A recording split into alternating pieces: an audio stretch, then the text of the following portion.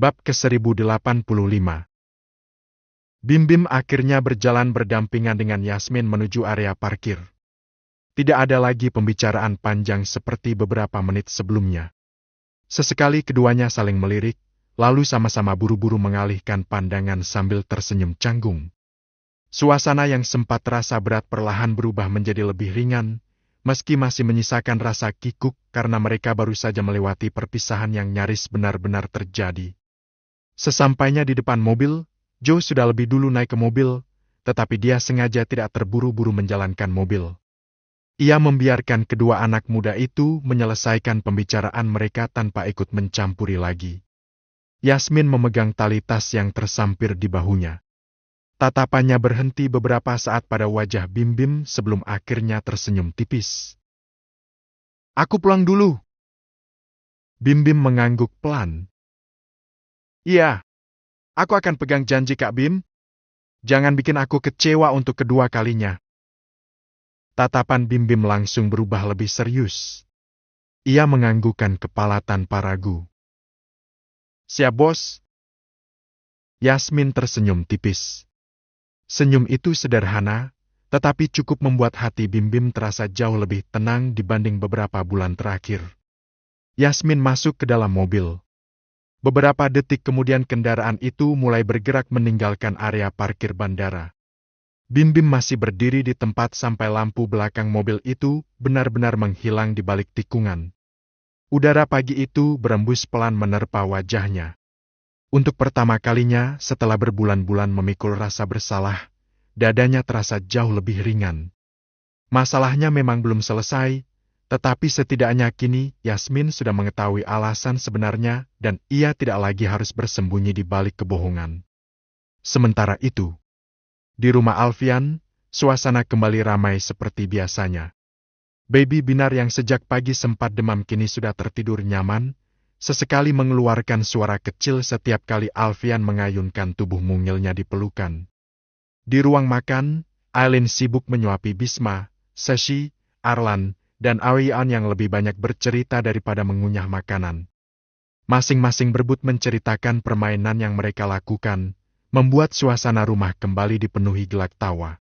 Belum sempat Aileen menenangkan anak-anak yang mulai saling menyela, ponsel Alfian bergetar di atas meja.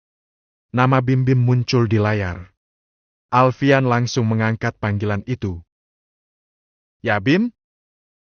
Di seberang sana terdengar suara Bim Bim yang jauh lebih ringan dibanding beberapa hari terakhir. "Pa, aku udah ketemu Yasmin." Alfian tersenyum kecil sambil tetap menimang Baby Binar. "Terus? Lebih baik dari yang aku bayangkan. Aku udah minta maaf, dia juga udah tahu semuanya." Alfian mengangguk pelan meski putranya tidak bisa melihat. "Bagus. Cuma, aku masih harus memperbaiki banyak hal. Memang begitu seharusnya." Jawaban Alfian singkat, tetapi cukup membuat Bim Bim tersenyum. "Papa senang karena kamu memilih memperbaiki kesalahanmu sendiri. Mulai sekarang, buktikan apa yang tadi kamu ucapkan." "Iya, Pa." Setelah beberapa kalimat lagi, panggilan pun berakhir. Aileen yang sejak tadi mendengarkan dari kejauhan ikut tersenyum lega. "Akhirnya juga selesai."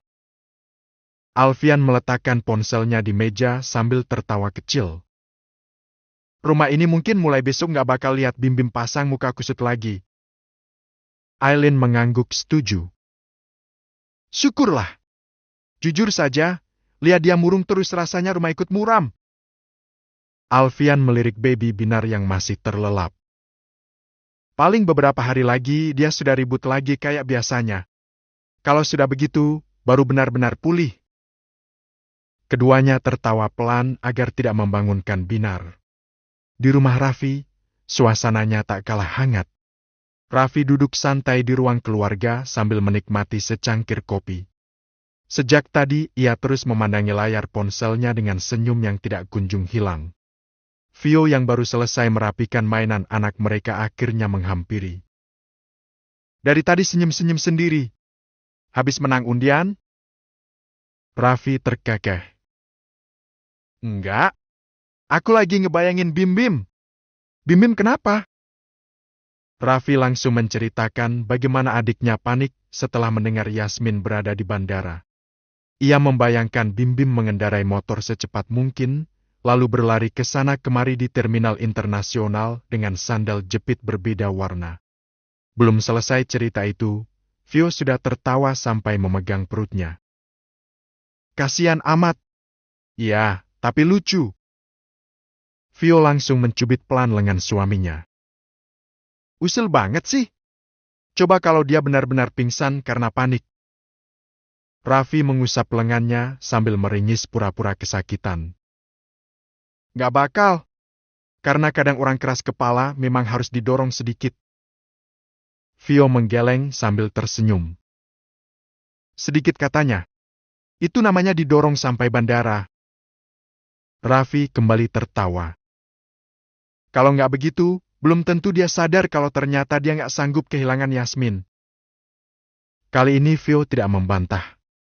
Ia harus mengakui ada benarnya juga ucapan suaminya. Malam semakin larut ketika Joe pulang ke rumah. Yasmin duduk sendirian di balkon kamar. Secangkir teh hangat diletakkan Joe di meja kecil sebelum ia ikut duduk di kursi sebelah putrinya. Tidak ada pembicaraan panjang pada awalnya. Keduanya menikmati angin malam sambil memandangi langit yang mulai dipenuhi bintang.